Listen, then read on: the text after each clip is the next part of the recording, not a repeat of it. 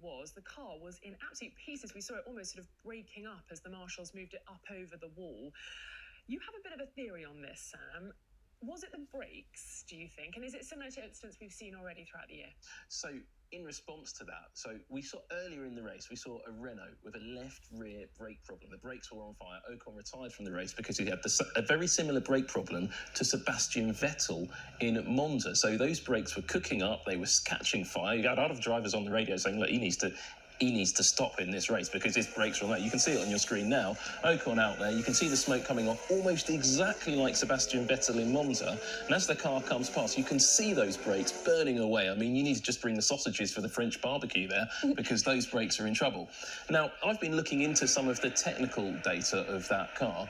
The brakes are manufactured by the same company that manufactured the Ferrari brakes that had the similar problem. And it made me wonder if the problem was related.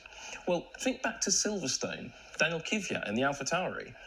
They also used the same company's brakes products. And when he had a tyre failure go through the Maggots-Beckett's complex, that was traced back to a brake problem, and the wheel rim basically got too hot.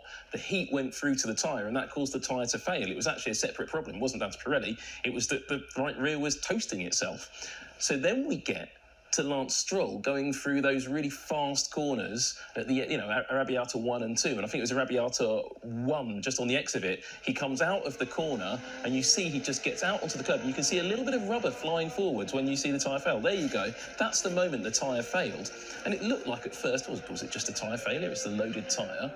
Well, I'm not sure who makes the Racing Point brake ducts or brakes, but I know who makes the Mercedes parts, and I'm pretty sure it's the same company again involved. So it could be completely unrelated. But when you see a number of failures like that on the rear ends of cars, one after the other, you start to wonder, is there a pattern forming here? And my word, what a lot of damage it did to that little pink, almost Mercedes. Well, we've seen damage across the field. Super interesting points about the brakes. I'm sure